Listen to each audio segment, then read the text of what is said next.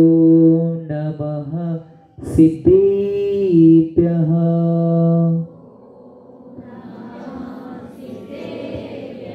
ॐ नमः सिद्धेभ्यः।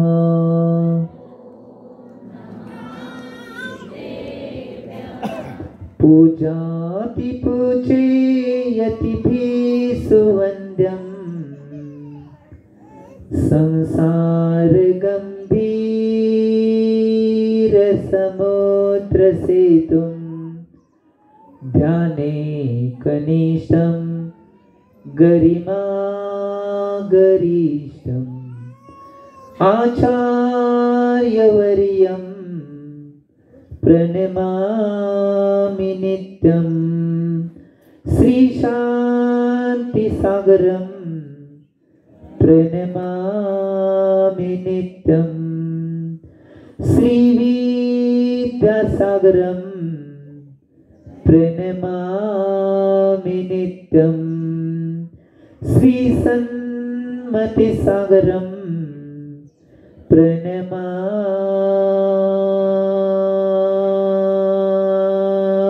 नित्यं।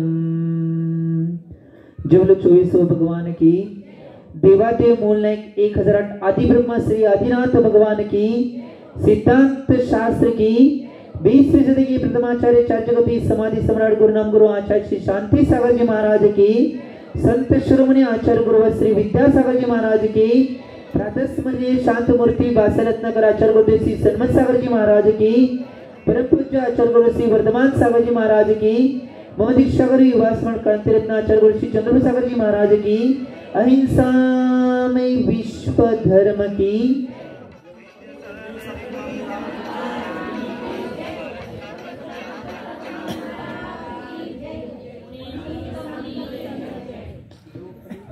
भूमिकी हो। आज विशेष प्रवचन आणि विशेष पूजन या समारंभाचा निरोप समारंभ आपण पार पाडत आहोत आणि आजच्या शेवटच्या सत्रामध्ये जे शेवटचं पुष्प गुंफायचं आहे निश्चित रूपानं भारतीय संस्कार आणि संस्कृती या विषयावर आपल्याला चिंतन करायचं आहे। आम्ही आमच्या जीवनामध्ये चिंतन करणं आवश्यक आहे की आज या 21व्या शतकामध्ये जे जीवन दिशाहीन बनत चाललेलं आहे आणि या दिशाहीन जीवनामध्ये जर निश्चित रूपानं कशाची आवश्यकता असेल तर निश्चित रूपानं आज जे भारतीय संस्कार आहेत आणि जी भारतीय संस्कृती आहे त्या भारतीय संस्कार आणि भारतीय संस्कृतीची आवश्यकता आहे। आज ज्या ठिकाणी बघेल आपली दृष्टी ज्या ठिकाणी जाईल आणि आपण ज्या ठिकाणी पोहोचेल तिथली परिस्थिती तुम्हाला निश्चित रूपानं माहिती आहे की सगळी परिस्थिती बिघडलेली आहे। याचं मूळ कारण काय असेल? आमच्या संस्कृती आणि संस्कारांना आम्ही विसरत चाललेलो। मी कायमस्वरूपी म्हणतोय आमच्या मानगुटीवर आज पाश्चात्य संस्कृतीचं भूत बसलेलं आहे। ते भूत उतरायला तयार नाही आणि ते भूतच आम्हाला नाचवल तसं आम्ही मी म्हणलो नाही, ते भूत आम्हाला जसं नाचवेल तसं आम्ही नाचावे। परंतु एक जीवनामध्ये गोष्ट लक्षात घ्या, आज जर बिघडलेली जीवनाची परिस्थिती असेल, बिघडलेल्या परिवारची परिस्थिती असेल आणि बिघडलेल्या जीवनामधील मूल्यांची परिस्थिती असेल, या सगळ्यांना जर वाचवायचं असेल आणि परत निश्चित रूपानं या भारताला निश्चित रूपानं पहिल्या युगामध्ये न्यायचं असेल तर निश्चित रूपानं आपल्याला भारतीय संस्कारांना आणि संस्कृतीला जपणं आवश्यक आहे। माग गेल्या आठवड्याचा विषय झाला होता, तुम्हाला माहित असेल, अंतरयात्री महापुरुष आचार्य भगवान विद्यासागर महाराज हा प्रवचनचा गेल्या आठवड्याचा विषय होता। मी सांगितलं होतं आज निश्चित रूपानं खरोखर आवश्यकता आहे आणि आचार्य भगवान सुद्धा आपल्या संस्कृती आणि संस्कारांना जपण्यासाठी या पूर्ण देशाला उपदेश आणि देशाला निश्चित रूपानं मार्गदर्शन करण्याचा पुरुषार्थ करत आहे. आज तर निश्चित रूपानं भारतीय संस्कृती आणि संस्कारांना वाचवण्यासाठी देशाचे पंतप्रधान आचार्य भगवंतांच्या चरणावर आज उपस्थित झाले होते. आजचा दिवस 21 मिनिटं बंद खोलीमध्ये आचार्य भगवंतांनी देशाचे पंतप्रधान नरेंद्रजी मोदी यांची चर्चा आज झालेली आहे चंद्रगिरी डोंगरगडमध्ये. याचं मूळ कारण कसं असेल की बऱ्याच भारतीय संस्कार आणि भारतीय संस्कृती आहे त्या मूल्यांना जपण्यासाठी आणि त्या मूल्यांना माहीत करून घेण्यासाठी आज ही चर्चा झाली होती. आज ती आवश्यकता बनलेली आहे. आम्ही आमच्या जीवनात चिंतन करणं आवश्यक आहे की एक गोष्ट लक्षात घ्या, जर आम्ही या गोष्टीकडे लक्ष दिलं नाही, दुर्लक्ष केलं तर आमची भविष्यातील पिढी आणि आत्ताची पिढी सुद्धा बर्बाद झाल्याशिवाय राहणार नाही. तुम्ही आज निश्चितपणे तुम्हाला तुमचं जीवन आनंदी आणि सुखमय बने असेल, परंतु एक दिवस असा येईल जर संस्कृती आणि संस्कारांना आम्ही जपलं नाही तर निश्चितपणे एक दिवस असा येईल आमचं पूर्ण जीवन दुःखमय आणि आमचं जीवन निश्चित रूपानं विरुद्ध दिशेने गेल्याशिवाय राहणार नाही. आणि म्हणून काळाची गरज बनलेली आहे संस्कार आणि संस्कृती. एक उदाहरण आचार्य महाराज कायम सांगायचे. आज कशी परिस्थिती झाल्या, आजच्या मुलांना काय सांगायला लागत नाही, आजच्या मुलांना काय बोलायला लागत नाही. आजच्या मुलांच्यावर सगळे संस्कार देखमदेखीचे होतात. ते इकडं तिकडं बघतात, इकडं तिकडचं ऐकतात आणि ते शिकतात. एक उदाहरण आचार्य महाराज कायम सांगायचे. एक मुलगा होता आणि तो मुलगा 7 ते 8 वर्षाचा होता. ते वडील जरा निश्चित रूपाने जुन्या काळातले होते, म्हणून म्हणाले ते वडील जुन्या काळातले होते. त्या वडिलांनी ठरवलं की आपल्या मुलग्याची परीक्षा बघूया की त्या मुलग्याला काय बनायचंय. त्यांनी काय केलं माहिती काय, एका त्यांच्याच घरातल्या एका खोलीमध्ये एक व्यवस्था निर्माण केली. एक टेबल तिथे ठेवला होता, 2 टेबल एकाला एक जोडून लांबडे ठेवले होते आणि त्या टेबलावर वेगवेगळ्या वस्तू आणि वेगवेगळ्या क्रिया मांडल्या होत्या. आणि निश्चित रूपानं की त्या वडिलांना आपल्या मुलग्याची परीक्षा करायची होती की निश्चित रूपानं भविष्यामध्ये माझा मुलगा काय बनणार आहे. आज कोण करत नाही सोडा, हे मागचं सांगालोय उदाहरणातलं आहे. त्यावेळी त्यांनी मुलग्याला सांगितलं की बाळ, त्या खोलीमध्ये तू जा आणि त्या खोलीमध्ये तुला काय आवडतंय ते सगळं घेऊन ये.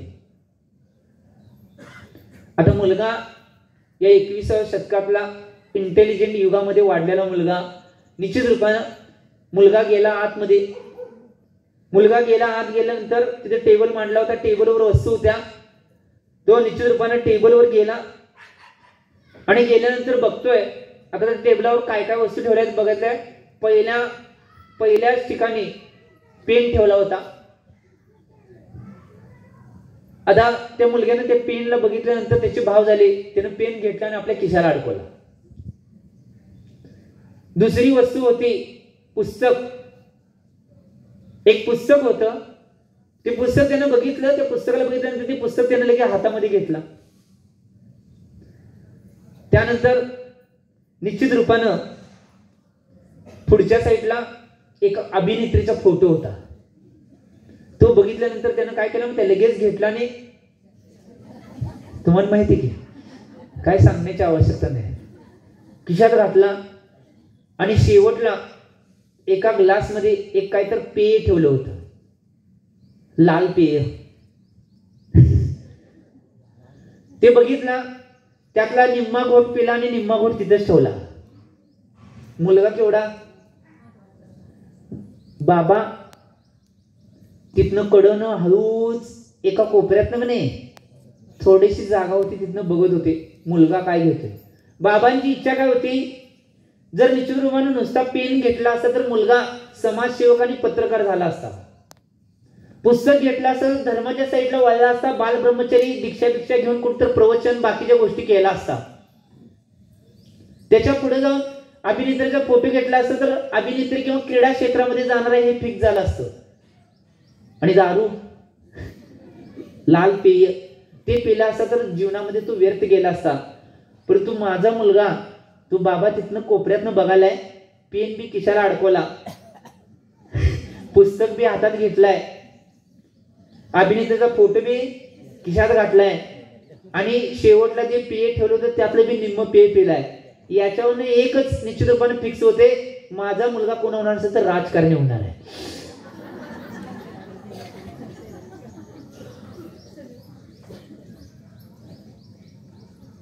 आज एक गोष्ट लक्षात घ्या, तो छोटा मुलगा ज्याच्यावर पाठशाळेमध्ये संस्कार झालेले आहे, ज्याला भारतीय संस्कृतीची पूर्णपणे जाण आहे, आणि त्या मुलाला जर त्या खोलीमध्ये सोडलं असतं तर त्या मुलाने कुठल्याही वस्तूकडे बघितलं नसतं, फक्त पेन आणि पुस्तक ह्या दोन गोष्टी उचलून तो मुलगा खोलीतून आपोआप बाहेर निघून गेला असता. कारण की भारतीय संस्कार आणि संस्कृती आहे ती योग्य दिशेला नेणार आहे, आणि पाश्चात्य संस्कृती आणि संस्कार आहे ती विपरीत दिशेला घेऊन जाणार आहे. याचं चिंतन जीवनामध्ये आम्ही करणं आवश्यक. आज आम्ही याचा विचार करत नाही. मुलांच्याकडे काय आहे, आज एक एक आई वडिलांना असं निश्चित रूपाने वेळ, एक एक आई वडिलांना एवढा सुद्धा वेळ नाही की त्या मुलांना वेळ देता येईल एवढा वेळ नाही. एक एक गावामध्ये जातोय, खंत वाटत्या, त्या आई वडिलांची अतिशय कीव येते, मला काय करू शकत नाही. ती मुलं सांगतात, काय काय मुलांना निश्चित रूपाने एवढी मुलं जवळ जुडतात, जुडल्यानंतर बरेच संस्काराच्या क्रिया त्यांना दिल्यानंतर त्या मुलांना निश्चित रूपानं बऱ्याच गोष्टी विचारल्यानंतर काय काय मुलं नाही फ्रीली सगळ्या गोष्टी त्यांच्या जीवनातल्या, त्यांच्या सगळ्या घरातल्या सगळ्या गोष्टी आम्हाला सांगायला चालू करतात. तुम्हाला वाटत असेल गावातलं सगळं आम्हाला कसं माहित असते, माझी सगळ्यात मोठी फौज पाठशाळा आहे. सगळ्या बातम्या गावातल्या कानाकोपऱ्यातल्या, खडाखोडातल्या, घरातल्या, परिवारातल्या सगळ्या बातम्या पोहोचवतात. तुम्ही घरात जाऊन कुठ काढशीला, तसं काय करू नका. आणि त्या मुलग्यानं मला सांगितलं की निश्चित रूपानं खरोखर महाराजजी मी तुम्हाला सांगू काय, आज खरोखर मला एक खंत वाटते आमच्या घरातल्यांची. मी म्हटलं काय रे बाबा, तर एकच खंत वाटत्या, माझे आई बाबा, आजी आजोबा, माझा दादा दीदी यांना कुणाही मला वेळ द्यायला, मला निश्चितपणे वेळ द्यायला त्यांच्याकडे वेळ नाही, ही खंत वाटते.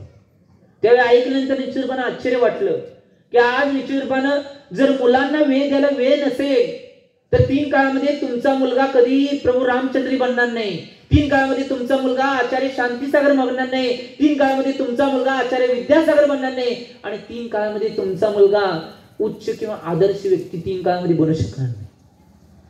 म्हणून आज जीवनामध्ये सगळी कार्य जर चुकली, पैसा मिळवायचं राहिले तर राहून दे, जमीन जुमला करण्याचं राहिले तर राहून दे, नोकरी करायचं राहिले तर राहून दे, परंतु एक गोष्ट कधी तुमच्या जीवनातून तुम्ही सोडून देऊ ना, मुलांना चांगले संस्कार आणि मुलांना संस्कृती देणे, हे 3 काळात कधीही विसरू नका. आज जर तुम्हाला वाटत असेल महाराजजी काय बोलतात, हे नसा बोलतात आणि जात्यात, एक गोष्ट लक्षात घ्या, परंतु ज्यावेळी तुमच्यावरती वेळ येईल, ती घटना तुमच्या बाबतीत घटेल, त्यावेळी तुम्हाला वाटेल की निश्चित रूपाने एक ना एक दिवस माझ्या कानावर हे शब्द पडले होते की भारतीय संस्कृती आणि संस्कारांना मी जपणं आवश्यक आहे. त्यावेळी पश्चाताप झाल्याशिवाय राहणार नाही, परंतु पश्चाताप होऊन काय उपयोग नाही, त्यावेळी तुमच्या हातातून वेळ निघून जाणार आहे.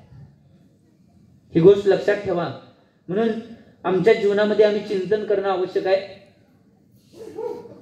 आचार्य महाराज कायम निश्चित रूपानं एक दुवा म्हणायचे, जीवनामध्ये सगळ्यात आवश्यक गोष्ट काय असेल तर संस्कार आणि संस्कृती सगळ्यात आवश्यक गोष्ट आहे, म्हणजे ही गोष्ट मी मांडाली. आचार्य सन्मतसागर महाराज कायम म्हणायचे, व्यसनाचार आदमी को शैतान बनाता है, व्यसनाचार आदमी को शैतान बनाता है, श्रावकाचार आदमी को इंसान बनाता है, और मुलाचार आदमी को भगवान बनाता है. आमच्या जीवनामध्ये आम्हाला जर भगवतपणेला जायचं असेल तर जीवनामध्ये निश्चित रूपानं आम्ही धर्माच्या दिशेला अग्रेसर होणं आवश्यक.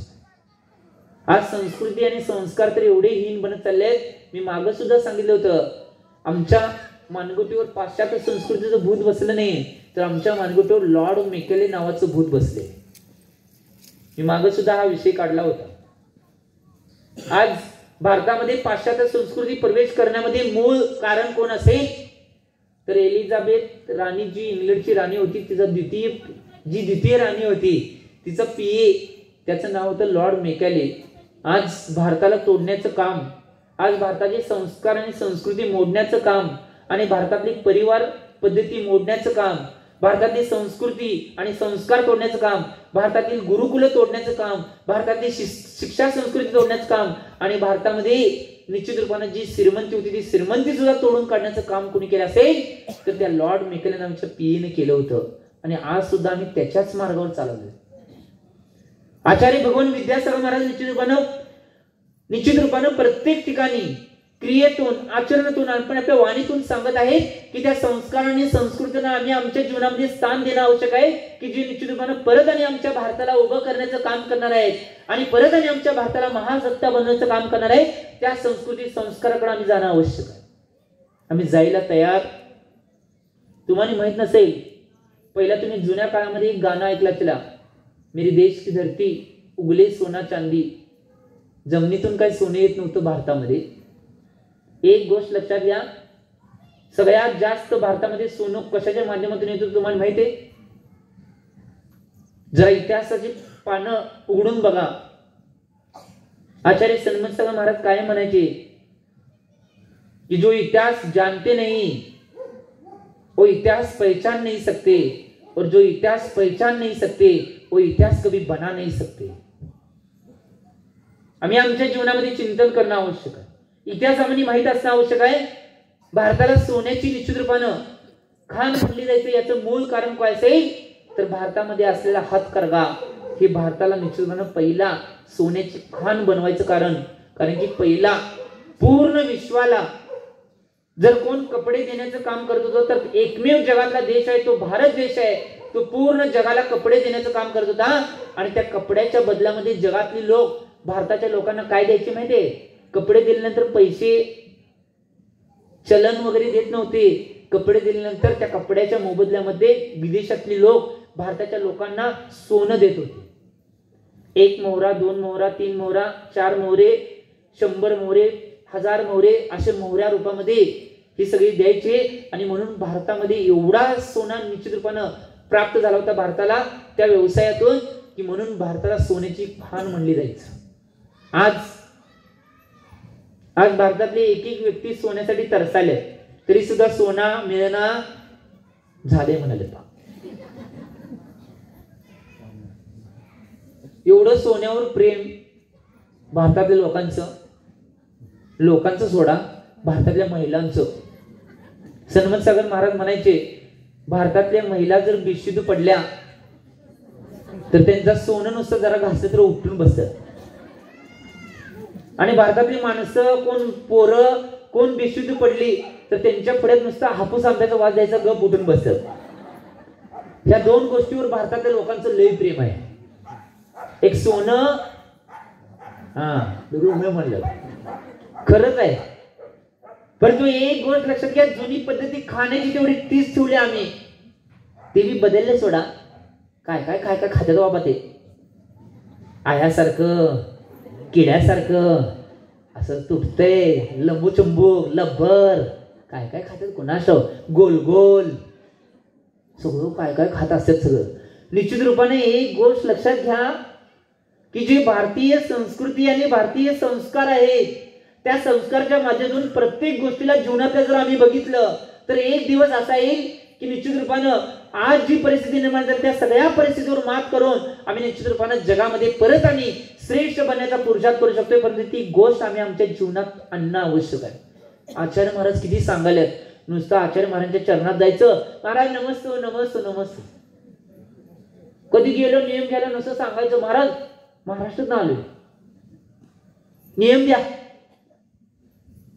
सगळं नुसतं जायचं तिथं नुसतं दाखवायचं तोंड आणि परत यायचं.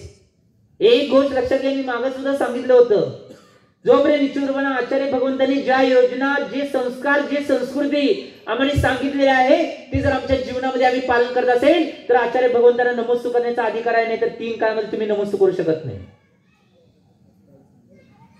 हे सत्य आहे. आज आम्ही आमच्या जीवनामध्ये चिंतन करणं आवश्यक आहे. आज आम्ही नुसतं म्हणतोय आचार्य भगवंतांनी नवीन शिक्षा नीती सांगितली आहे, भारतीय शिक्षण नीती आणि भारतीय शिक्षा संस्कृती. नुसतं म्हणतोय आचार्यांनी सांगितलंय, चांगले पुस्तक वाचतोय, त्यांची काय काय उपक्रम आहे सगळे बघतोय आणि आमची मुलं मात्र सगळी इंग्लिश. अभ्यास करायला बसले तर आई वडिलांना इंग्लिश काही येत नाही. पोडबा काय काय बडबडले कुणास ठाऊक.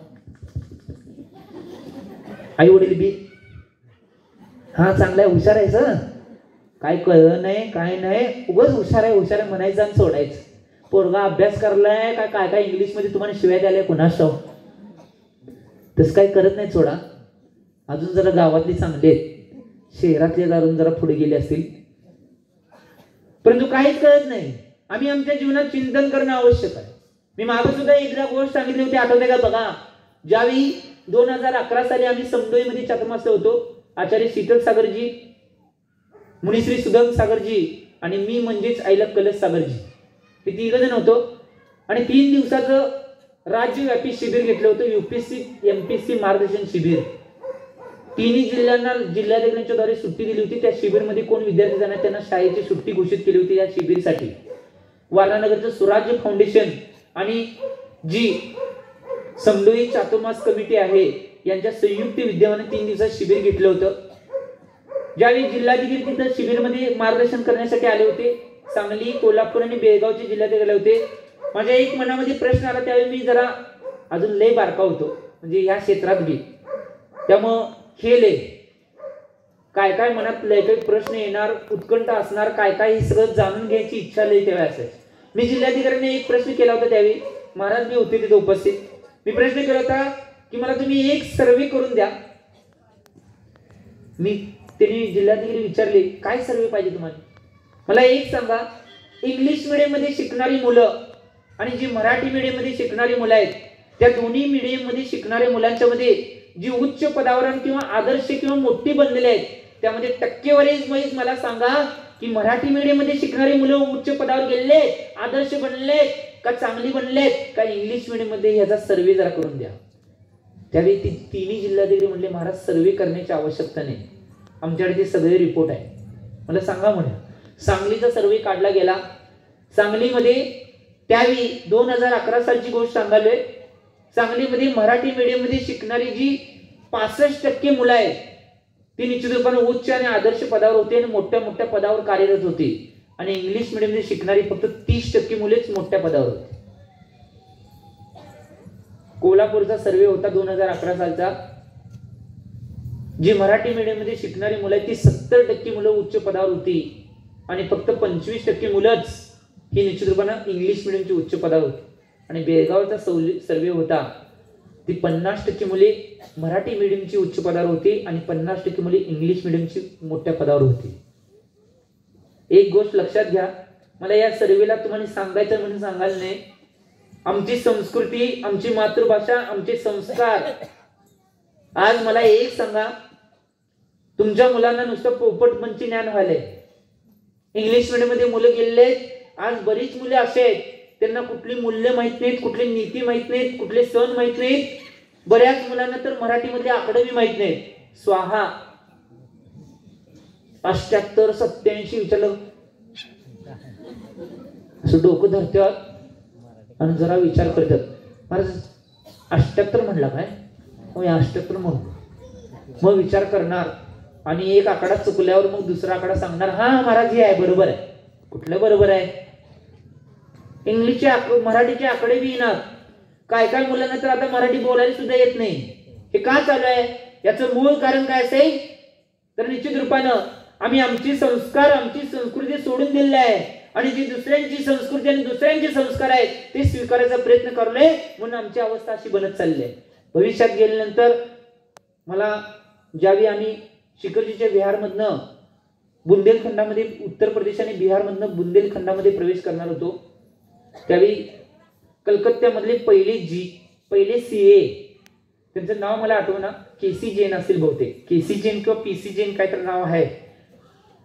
सगळी व्यवस्था संघाची, संघ 36 झारखंड मधनं निघाल्यापासून झारखंड, बिहार, उत्तर प्रदेश या सगळ्यांना MP पर्यंत येऊसपर्यंत सगळी सिक्युरिटीची व्यवस्था फक्त त्या PC जैननी, म्हणजे जे कलकत्त्याचे पहिले CA होते आचार्य भगवान विद्यासागरांचे अनन्य शिष्य, त्यांनी सगळी व्यवस्था लावली. रोज सकाळी विहार करताना पोलीस गाड्या, पोलीस संघ जायचे संध्याकाळी, कारण की बिहार आणि UPचा इलाका आहे तो निश्चित रूपानं मुनी महाराजांसाठी विहार करण्यासाठी घातक आहे.